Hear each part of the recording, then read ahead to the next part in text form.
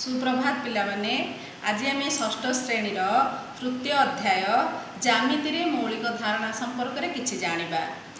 तुमे पूर्व श्रेणी ज्यामिति संपर्क में किछि तथ्य जानि जाइछ। हेले आज आम ज्यामितिर त्रिभुज संपर्क में किछि जानिबा। प्रथमे मनरे प्रश्न उठे त्रिभुज काहाको कहा जाए।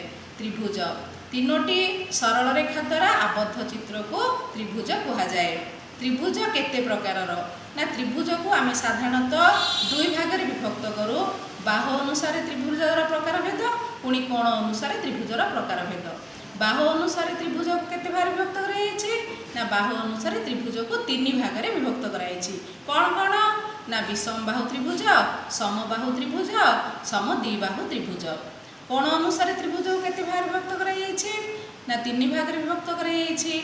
कौन कौन ना सूक्ष्मकोणी त्रिभुज, स्थूलकोणी त्रिभुज, समकोणी त्रिभुज।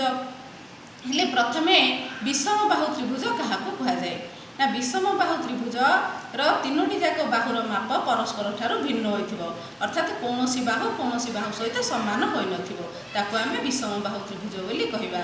समबाहु त्रिभुज क्या कहबा ना जेउ त्रिभुजर तीनोटी जाक बाहुर परिमाण परस्पर सहित समान होइथिबो ताको आमे समबाहु त्रिभुज कहिबा।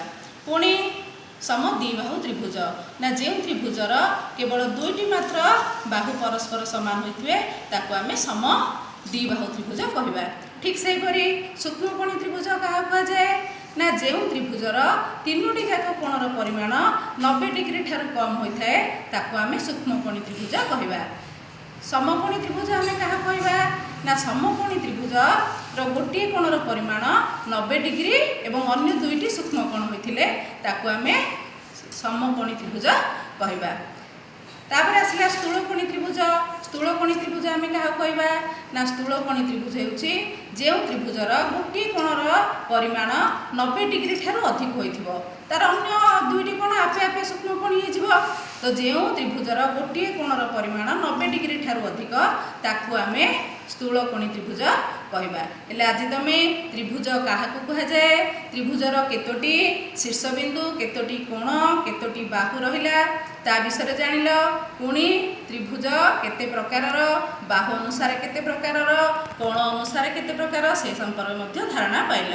वर्तमान तमे निज खातार विभिन्न प्रकार त्रिभुज अंकन कर। धन्यवाद।